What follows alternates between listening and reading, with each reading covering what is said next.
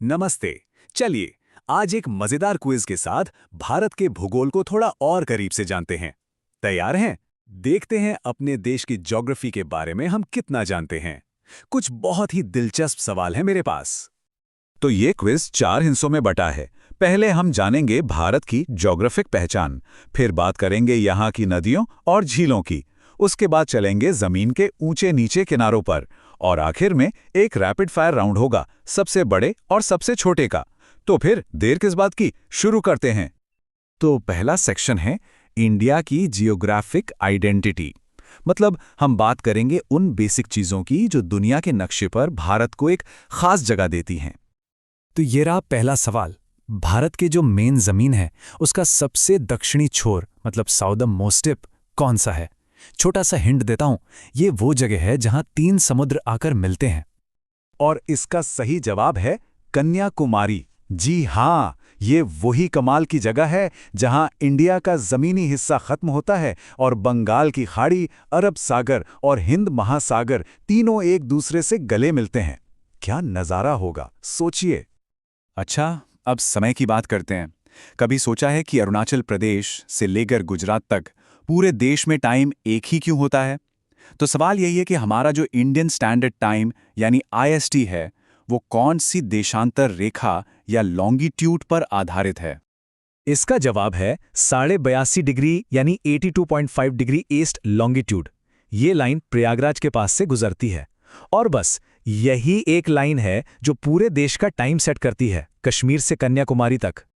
तो चलिए अब जमीन से आगे बढ़कर पानी की दुनिया में गोता लगाते हैं। हमारा दूसरा सेक्शन है वाटर वर्ल्ड्स। इसमें हम बात करेंगे भारत की जीवन रेखाओं की, मतलब यहाँ की नदियों, झीलों और लंबे लंबे समुद्र तटों की। तो पानी से जुड़ा पहला सवाल, भारत की सरहदों के अंदर बहने वाली सबसे लंबी नदी कौन सी है? ये तो आसान होना चाहिए।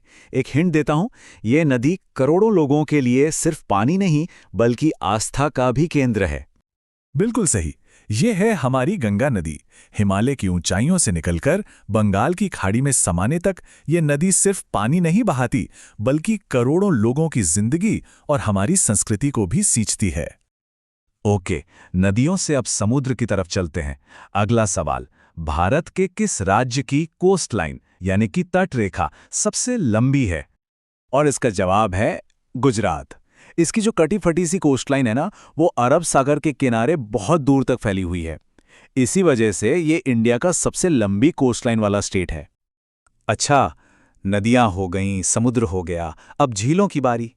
भारत में ताजे पानी की मतलब फ्रेश वाटर की सबसे बड़ी लेक कौन सी है? ये है जम्मू और कश्मीर में मौजूद खूबसूरत वुलर लेक। ये सिर्फ भारत की सबसे बड़ी मीठे पानी की झील ही नहीं है बल्कि बायोडायवर्सिटी के लिहाज से भी एक बहुत जरूरी जगह है। चलिए अब हमारे तीसरे सेक्शन पर चलते हैं, अर्थ्स एक्सट्रीम्स। मतलब अब हम भारत के भूगोल के 2 बिल्कुल अलग सिरों को देखेंगे। एक तरफ आसमान छूते पहाड़ और दूसरी तरफ दूर दूर तक फैला सूखा रेगिस्तान। सवाल थोड़ा ध्यान से सुनिएगा। भारत के कंट्रोल में मौजूद सबसे ऊंची पर्वत चोटी कौन सी है? इसका जवाब है कंचनजंगा। और कमाल की बात यह है कि ये सिर्फ इंडिया की ही नहीं बल्कि दुनिया की तीसरी सबसे ऊंची चोटी है। सोचिए जरा।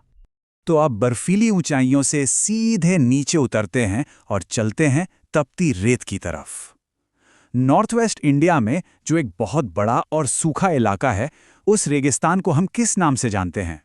इसे कहते हैं द ग्रेट इंडियन डेजर्ट, या जिसे हम आमतौर पर थार का रेगिस्तान भी कहते हैं। इसका ज्यादातर हिस्सा राजस्थान में पड़ता है। और अब हम आ गए हैं अपने आखिरी और सबसे तेज राउंड में, अ लैंड ऑफ सुपरलेटिव्स। ये एक तरह का रैपिड फायर राउंड है जिसमें हम बात करेंगे सबसे बड़े और सबसे छोटे की। तो तैयार हैं? तो इस राउंड का पहला सवाल एक बहुत ही क्लासिक क्वेश्चन है। एरिया के हिसाब से यानी क्षेत्रफल के हिसाब से भारत का सबसे बड़ा राज्य कौन सा है? और जवाब है राजस्थान। जी हां, वही राज्य जहां थार का रेगिस्तान है। इसका साइज ही बताता है कि हमारे देश में कितनी ज्यादा विविधता है। ओके, अब बड़े की बात हो गई तो छोटे की भी होनी चाहिए। तो ठीक इसका उल्टा सवाल, एरिया के हिसाब से भारत का सबसे छोटा राज्य कौन सा है? और वो है गोवा। सोचिए, एक तरफ रेगिस्तान वाला इतना बड़ा राजस्थान और दूसरी तरफ खूबसूरत बीच वाला ये छोटा सा गोवा। यही तो है हमारे देश की खूबसूरती। तो आज इस क्विज के बहाने हमने भारत के भूगोल की एक छोटी सी झलक देखी। पहाड़ों से समुद्र तक, बड़े बड़े राज्यों से लेकर छोटी छोटी झीलों तक। लेकिन ये तो बस शुरुआत है। सवाल ये है कि भारत का जो भूगोल आज है, क्या वो हमेशा ऐसा ही रहेगा या आने वाले वक्त में ये भी बदलेगा? सोचिएगा जरूर। इस सवाल के साथ आज का ये सफर यहीं खत्म करते हैं।